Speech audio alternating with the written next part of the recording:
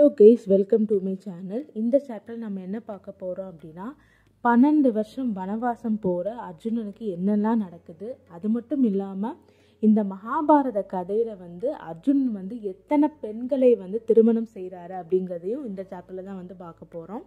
வாங்க இப்போ இந்த சாப்டருக்குள்ளே போகலாம். 2 வருஷம் வனவாசம் வர அர்ஜுனன் என்ன பண்ணுறாரு அப்படின்னா, முதல்ல அக்னி பகவானை வேண்ட துறவிகளை அவர் சந்திக்கிறாரு. உங்களோட சேர்ந்து அர்ஜுனனும் அக்னி பகவானை வேண்டி நிறைய பிரார்த்தனையும் செய்கிறாரு. ஒரு சமயம் அவர் என்ன பண்ணுறாரு அப்படின்னா, கங்கை நதியில் குளிச்சுட்டு இருக்கும்போது திடீர்னு அவரை யாரோ உள்ளே இழுக்கிறாங்க. அது யார் அப்படின்னா உலோபி அப்படிங்கிற ஒரு பெண். அவங்க யார் அப்படின்னா நாகலோகத்து இளவரசி. அவங்க என்ன பண்ணுறாங்க அப்படின்னா அர்ஜுனனை நேராக இழுத்துட்டு நாகலோகத்துக்கு போகிறாங்க. போனால் அங்கே அக்னி இருக்குது. அந்த அக்னி பகவானை வேண்டிட்டு அதுக்கப்புறம் அர்ஜுனன் அந்த பெண்கிட்ட கேட்குறாரு, நீங்கள் யாரை ஏன் இப்படி வலுக்கட்டாயமாக இந்த லோகத்துக்கு என்னை இழுத்துட்டு வந்தீங்க அப்படிங்கிற மாதிரி அர்ஜுனன் கேட்குறாரு. அதுக்கு அந்த பெண் சொல்கிறாங்க, நான் உலோபி, இந்த நாகலோகத்து இளவரசி. உங்களை பார்த்ததுக்கப்புறம் எனக்கு உங்கள் மேலே காதல் வந்துருச்சு. அதனால் உங்களை நான் திருமணம் செய்யணும் அப்படின்னு நினைக்கிறேன் அப்படிங்கிற மாதிரி அவங்க சொல்கிறாங்க. எனக்கு இன்னும் திருமணம் ஆகலை, அதனால் கண்டிப்பாக நான் உங்களை திருமணம் செய்தே ஆகணும் அப்படிங்கிற மாதிரி அந்த உலோப்பி சொல்கிறாங்க. அதுக்கு அர்ஜுனன் என்ன சொல்கிறாரு அப்படின்னா, நான் 12 வருஷம் வனவாசம் வந்திருக்கேன். 12 வருஷம் நான் பிரம்மச்சாரியாக தான் இருக்கணும் அப்படிங்கிற மாதிரி எனக்கு ஒரு தண்டனை இருக்குது அப்படிங்கிற மாதிரி அவர் சொல்கிறாரு. அதுக்கு அந்த உலோப்பி, அந்த நாகலோகத்து பெண் என்ன சொல்கிறாங்க அப்படின்னா, எனக்கு தெரியும், உங்களுடைய வனவாசத்தை பற்றி எனக்கு தெரியும். அது நீங்கள் பிரம்மச்சாரியாக இருக்கணுங்கிறது தெரியும். ஆனால் அது திரௌபதி கிட்ட மட்டும்தான். மற்ற பெண்களிடம் அந்த விதி உங்களுக்கு கிடையாது அப்படிங்கிற மாதிரி அவங்க சொல்கிறாங்க. நான் திரௌபதி கிடையாது, நான் வேற ஒரு பெண் தானே, அதனால் நீங்கள் என்னை திருமணம் செய்துக்கலாம் அப்படிங்கிற மாதிரி அவங்க சொல்கிறாங்க. நீங்கள் அப்படி திருமணம் என்னை செய்துக்கல அப்படின்னா நான் இங்கே இறந்து போயிடுவேன், இந்த அக்னிலே இறங்கிடுவேன் அப்படிங்கிற மாதிரி அந்த பெண் சொல்கிறாங்க. அர்ஜுனனும் சரி நான் அவங்கள திருமணம் செய்துக்கிறேன்னு சொல்லிட்டு அவங்கள திருமணம் செய்து அந்த ஒரு நாள் மட்டும் அந்த நாகலோகத்தில் அவர் இருக்கார். அடுத்த நாள் அந்த நாகலோகத்து பெண்ணான உலோப்பி மேலே திரும்ப கங்கை நதி கரையில் கொண்டு விட்டுடுறாங்க. விட்டதுக்கப்புறம் அவங்க என்ன சொல்கிறாங்க அப்படின்னா, அர்ஜுனனுக்கு ஒரு வரத்தையும் கொடுக்குறாங்க. இந்த மாதிரி உங்களுக்கு நான் ஒரு வரம் தர்றேன். அந்த வரம் என்ன அப்படின்னா, அர்ஜுனனுக்கு ஒரு வரம் தராங்க. என்ன வரம் அப்படின்னா, நீங்கள் நீரில் நின்று சண்டை போடும்போது உங்களை யாருமே ஜெயிக்கவே முடியாது அப்படிங்கிற மாதிரி அர்ஜுனனுக்கு ஒரு வரம் கொடுத்துட்றாங்க. அதுக்கப்புறம் அவங்க திரும்ப நாகலோகத்துக்கே திரும்ப போயிடுறாங்க. அர்ஜுனன் மேலே வந்ததுக்கப்புறம் அங்கே இருக்க துறவிகள்கிட்ட என்ன நடந்துச்சு அப்படிங்கிறது எல்லாத்தையும் சொல்கிறாரு. அங்கே இருந்து என்ன பண்ணுறாரு அப்படின்னா, அவர் நேராக அடுத்து எங்கே போகிறாரு அப்படின்னா மணிப்புரா அப்படிங்கிற ஒரு இடத்துக்கு போகிறாரு. அங்கே பல துறவிகளோடு சேர்ந்து அங்கேயும் பூஜைகள் செஞ்சிட்ருக்காரு. கடைசியில் அந்த நாட்டு அரசனோட அரண்மனைக்கு போகிற அர்ஜுனன் அவருடைய பொண்ணான சித்ராந்தகாவை பார்க்குறாரு. அவங்கள பார்த்ததுக்கப்புறம் அர்ஜுனனுக்கு அவங்க மேலே காதல் வருது. அவர் என்ன பண்ணுறாரு அப்படின்னா, அந்த நாட்டு அரசன்கிட்ட உங்கள் பெண்ணை எனக்கு திருமணம் செய்து வைங்க அப்படிங்கிற மாதிரி கேட்குறாரு. நானும் ஒரு சத்திரியன்தான், நான் பாண்டும் குந்திக்கும் பிறந்த பையன் அப்படிங்கிற மாதிரி அவர் சொல்கிறாரு. அதை கேட்ட அந்த நாட்டு அரசன் என்ன பண்ணுறாரு அப்படின்னா, எனக்கு அதில் எந்த ஒரு பிரச்சனையுமே இல்லை, ஆனால் எனக்கு ஒரே ஒரு பொண்ணு தான், அவ கூட தான் நான் வாழ்க்கை பூரா இருக்கணும் அப்படிங்கிற மாதிரி யோசிக்கிறேன். எனக்கு எந்த ஒரு பையனோ மற்ற ஒரு பொண்ணோ யாருமே கிடையாது, எனக்கு இவ ஒரே பொண்ணு தான் அப்படிங்கிற மாதிரி அவர் சொல்கிறாரு. அது மட்டும் இல்லாமல் இந்த பொண்ணுக்கு பிறக்கிற குழந்தை தான் அடுத்த வாரிசு, இந்த நாட்டோடைய அடுத்த அரசன் அப்படிங்கிற மாதிரி அவர் சொல்கிறாரு. நீங்கள் என்ன பண்ணணும் அப்படின்னா, நான் என்னோட பெண்ணை உங்களுக்கு திருமணம் செய்து வைக்கிறேன். அவளுக்கு ஒரு குழந்தை, ஒரு ஆண் குழந்தை பிறந்ததுக்கப்புறம் நீங்கள் அவளை விட்டுட்டு போயிடணும். அது மட்டும் இல்லாமல் அந்த குழந்தை இந்த நாட்டு அரசனாக நீங்கள் பதவி ஏற்று வச்சுட்டு அதுக்கப்புறம் நீங்கள் வந்து என்னோட பொண்ணையும் விட்டுட்டு போயிடணும் அப்படிங்கிற மாதிரி வந்து அந்த அரசன் வந்து நிபந்தனை வந்து போடுறாரு. அதுக்கு வந்து அர்ஜுனனும் வந்து ஒத்துக்கொள்கிறாரு. அப்படி ஒத்துக்கொள்கிற அர்ஜுனனுக்கும் வந்து சித்ராந்தகா 2 பேருக்குமே வந்து திருமணம் வந்து நடக்குது. அந்த திருமணம் நடந்ததுக்கப்புறம் 3 வருஷம் வந்து மணிப்புராலே வந்து அர்ஜுனன் வந்து இருக்கார். அர்ஜுனனுக்கும் சித்ராந்தகாவுக்கும் ஒரு அழகான ஆண் குழந்தை வந்து பிறக்குது. அந்த ஆண் குழந்தை பிறந்ததுக்கப்புறம் திரும்ப வந்து அர்ஜுனன் வந்து என்ன பண்ணுறாரு அப்படின்னா துறவிகளோட வந்து அவரோட பயணத்தை வந்து திரும்ப மேற்கொள்கிறாரு. வந்து அவரோட பயணத்தை வந்து வேறு திசையை நோக்கி வந்து மேற்கொள்கிறாரு. அங்கேயும் வந்து பல ரிஷிகளை வந்து அவர் வந்து சந்திக்கிறாரு. இந்த ரிஷிகள் வந்து தியானம் செஞ்சிட்ருக்க அந்த இடத்த சுற்றி ஒரு 5 இடத்த மட்டும் அந்த ரிஷிகள் வந்து தடுத்து வச்சுருக்காங்க. யாருமே வந்து அந்த 5 இடத்துக்கு வந்து போகக்கூடாது அப்படிங்கிற மாதிரி சின்ன சின்ன குளமாக வந்து ஒரு 5 குளத்தை வந்து அவங்க வந்து தடை செய்து வச்சுருக்காங்க. அர்ஜுனன் வந்து அந்த ரிஷிகள்கிட்ட வந்து கேட்குறாரு, இந்த குளத்தில் வந்து நீங்கள் ஏன் வந்து தடை செஞ்சு வச்சுருக்கீங்க இந்த குளங்களை அப்படிங்கிற மாதிரி வந்து கேட்குறாரு. அதுக்கு வந்து அந்த ரிஷிகள் என்ன சொல்கிறாங்க அப்படின்னா, இந்த குளத்தில் வந்து ரொம்ப வந்து பயங்கரமான ஒரு முதலைகள் வந்து இருக்குது. அந்த முதலை வந்து என்ன பண்ணுது அப்படின்னா அந்த ரிஷிகள் வந்து அந்த குளத்தில் வந்து குளிக்க போகும்போது அவங்கள வந்து சாப்பிட்டுடுது அப்படிங்கிற மாதிரி வந்து அந்த ரிஷிகள் வந்து சொல்கிறாங்க. அர்ஜுனன் என்ன பண்ணுறாரு அப்படின்னா, நான் வந்து இந்த குளத்தில் இறங்குறேன் அப்படின்னு சொல்லிட்டு இறங்குறாரு. அவர் இறங்கும்போது முதலை வந்து அவங்கள வந்து சாப்பிட வருது. அப்போ அர்ஜுனன் வந்து அந்த முதலையோட சண்டை போட்டு ஜெயிச்சிடுறாரு. அந்த முதலையை வந்து தரையில் வந்து இறக்குனதுக்கப்புறம் அந்த முதலை வந்து ஒரு பெண்ணாக வந்து வடிவெடுக்கிறாங்க. அவங்க யார் அப்படின்னா ஒரு தேவலோகத்து பெண். அர்ஜுனன் வந்து நீங்கள் யார் அப்படிங்கிற மாதிரி கேட்குறாங்க. அதுக்கு வந்து அந்த பெண் வந்து நான் வந்து தேவலோகத்து பெண். ஒரு சமயம் வந்து நானும் என்னுடைய தோழிகள் நாங்கள் 5 பேரும் வந்து ஒரு முனிவர் வந்து இங்கே வந்து தியானம் செஞ்சுட்டு இருந்தார். அவரோட தியானத்தை வந்து தடுக்கிறதுக்காக வந்து நாங்கள் வந்து நிறைய விஷயங்கள் பண்ணோம். அதனால் வந்து அந்த முனிவர் வந்து கோபம் அடைந்து எங்களை வந்து சபிச்சிட்டாரு. அவர் என்ன சாபம் கொடுத்தாரு அப்படின்னா, நீங்கள் வந்து இந்த 5 குலத்தில் வந்து முதலைகளாக வந்து நீங்கள் வந்து மாறிடுவீங்க. முதலைகளாக மாறி 100 வருஷம் வந்து வாழ்வீங்க. உங்களோட சாபம் முடியும் போது 100வது வருஷம் ஆகும்போது ஒரு பெரிய இந்த உலகத்தில் தலை சிறந்த ஒரு மனிதன் வந்து உங்களை வந்து காப்பாற்றுவான். அவன் வந்து உங்களை வந்து தொட்டதுக்கப்புறம் நீங்கள் வந்து உங்கள் சாபத்துலேருந்து விமோச்சனம் பெறுவீங்க அப்படிங்கிற மாதிரி வந்து அவர் வந்து சொல்கிறாரு. அதை வந்து இந்த தேவலோகத்து பெண் வந்து அர்ஜுனன் கிட்ட வந்து சொல்கிறாங்க, நீங்கள் வந்து என்னை வந்து இந்த சாபத்துலேருந்து மீட்டுட்டீங்க. இதே மாதிரி இப்போ மிச்சம் இருக்க இந்த 4 குலத்தில் வந்து என்னோட தோழிகளும் வந்து முதலைகளாக வந்து இருக்காங்க. அவங்களுக்கும் நீங்கள் தான் வந்து சாப விமோச்சனம் தரணும் அப்படிங்கிற மாதிரி அந்த பெண் வந்து சொல்கிறாங்க. அர்ஜுனன் வந்து மற்ற குலத்தில் இருக்க பெண்களுக்குமே வந்து சாப விமோச்சனம் வந்து தர்றாரு. எல்லாமே முடிஞ்சதுக்கப்புறம் திரும்ப வந்து சித்ராந்தகா வந்து பார்க்கறதுக்காக வந்து அர்ஜுனன் வந்து போகிறாரு மணிப்புராவுக்கு. அப்போ வந்து அவங்களுக்கு பிறந்த குழந்தை ஆண் குழந்தை வந்து கொஞ்சம் பெரிய வயது வந்து ஆயிருக்கு. அவனுக்கு 5 வயது வந்து ஆயிருக்கு.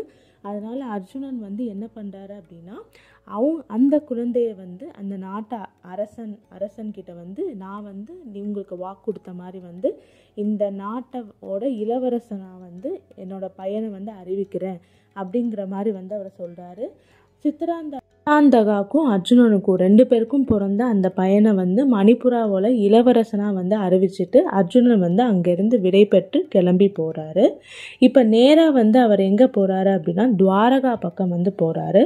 அவர் வந்து வர்றதை அறிஞ்ச கிருஷ்ணன் வந்து அவரை போய் வந்து வரவேற்கிறாரு அர்ஜுனனை துவாரகாவுக்கு. அது மட்டும் இல்லாமல் துவாரகாவில் வந்து நிறைய பண்டிகைகள் வந்து நடக்குது. அர்ஜுனன் துவாரகைக்கு வர சமயம் வந்து ஒரு பண்டிகை வந்து துவாரகாவில் வந்து நடந்துட்டுருக்கு. அந்த பண்டிகையில் வந்து துவாரகா ஃபுல்லாமே வந்து ரொம்ப குதூகலமாக வந்து கொண்டாடிட்டுருக்காங்க. நடனங்கள், நாட்டியங்கள், அது மட்டும் இல்லாமல் குழந்தைகள் அப்படின்னு சொல்லிட்டு நிறைய திருவிழா மாதிரி வந்து இருக்குது. அது எல்லாத்தையும் வந்து அர்ஜுனன் வந்து பார்த்துட்ருக்காரு. அப்போ அந்த திருவிழாவுக்கு நடுவில் வந்து சுபத்திரை வந்து வராங்க. சுபத்ரா வந்து அவங்களோட தோழிகளோட வந்து கோயிலுக்கு போயிட்டு வந்து வந்துட்டுருக்காங்க. அப்போ வந்து என்ன நடக்குது அப்படின்னா, அவங்கள வந்து அர்ஜுனன் வந்து பார்க்குறாரு. பார்த்ததுக்கப்புறம் சுபத்ரா மேலே வந்து அவங்களுக்கு வந்து காதல் வந்து வருது. அதை வந்து கிருஷ்ணன் வந்து கவனிச்சிடுறாரு. அவர் வந்து ஜாடையாக வந்து அர்ஜுனன் கிட்ட வந்து கேட்குறாரு, இந்த ஊர் ஃபுல்லாகவே வந்து ரொம்ப அழகான பெண்கள் நிறைய பேர் இருக்காங்க அப்படிங்கிற மாதிரி வந்து சொல்கிறாரு. அதுக்கு வந்து அர்ஜுனன் வந்து உன்னுடைய தங்கையான சுபத்திரையை வந்து எனக்கு திருமணம் செய்து வச்சேன்னா அது எனக்கு பெரிய பாக்கியமாக அமையும் அப்படிங்கிற மாதிரி வந்து அர்ஜுனன் வந்து சொல்கிறாரு. உன்னுடைய இஷ்டம் அதுதான் அப்படின்னா நான் வந்து என்னுடைய தந்தைக்கிட்ட பேசுகிறேன் அப்படின்னு சொல்லிட்டு கிருஷ்ணன் வந்து சொல்கிறாரு. அதுக்கு அர்ஜுனன் வந்து உங்கள் நாட்டு பெண்களை வந்து திருமணம் செய்யணும் அப்படின்னா என்ன பண்ணணும் அப்படிங்கிற மாதிரி கேட்குறாரு. அதுக்கு வந்து கிருஷ்ணன் வந்து சொல்கிறாரு சுயம்பரம் தான் அப்படிங்கிற மாதிரி வந்து சொல்கிறாரு.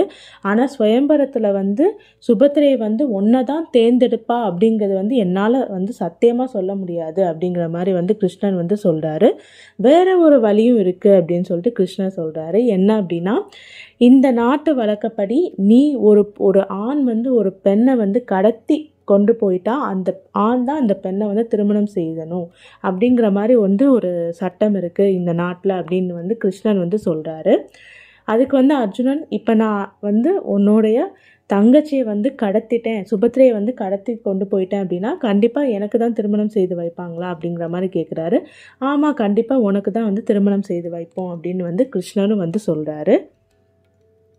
கிருஷ்ணன் 2 பேருமே வந்து இப்படி வந்து முடிவெடுத்துடுறாங்க. சுபத்திரையை வந்து அர்ஜுனன் கடத்தி போகலாம் அப்படிங்கிற மாதிரி. அர்ஜுனன் வந்து யுதிஷ்டன் கிட்ட வந்து அதுக்கு முன்னாடி வந்து இந்த மாதிரி வந்து நான் பண்ணட்டுமா அப்படின்னு சொல்லிட்டு அவருக்கு வந்து ஒரு ஓலை வந்து அனுப்புகிறாரு. யுதிஷ்டனும் வந்து அதுக்கு சரி அப்படின்னு சொன்னதுக்கப்புறம் அர்ஜுனன் என்ன பண்ணுறாரு அப்படின்னா சுபத்திரை வந்து ஒரு சமயம் அவங்களுடைய தோழிகளும் பணிப்பெண்களோட வந்து கோயிலுக்கு போயிட்டு வர்ற சமயத்தில் வந்து அவங்கள வந்து வலுக்கட்டாயமாக வந்து ஒரு தேரில் வந்து கூட்டிகிட்டு வந்து போயிடுறாரு, கடத்திட்டு கூட்டிகிட்டு போயிடுறாரு அர்ஜுனன்.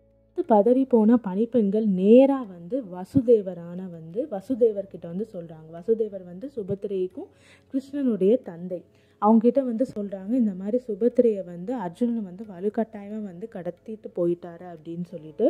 உடனே வந்து வசுதேவர் வந்து ஒரு பெரிய சங்கு ஊதுறாரு. உடனே வந்து அந்த நாட்டில் வந்து ரொம்ப வலிமை மிக்க எல்லா ஆண்களுமே வந்து நேராக வந்து அரண்மனைக்கு வர்றாங்க. அரண்மனைக்கு வந்து என்ன நடந்துச்சு அப்படின்னு சொல்லி கேட்குறாங்க. இந்த மாதிரி வந்து சுபத்திரையை வந்து அர்ஜுனன் வந்து வலுக்கட்டாயமாக வந்து கடத்திட்டு போயிட்டான் அப்படிங்கிற மாதிரி வந்து வசுதேவர் வந்து சொல்கிறாரு. அதை கேட்ட எல்லா ஆண்களுமே வந்து ஆத்திரம் அடைகிறாங்க.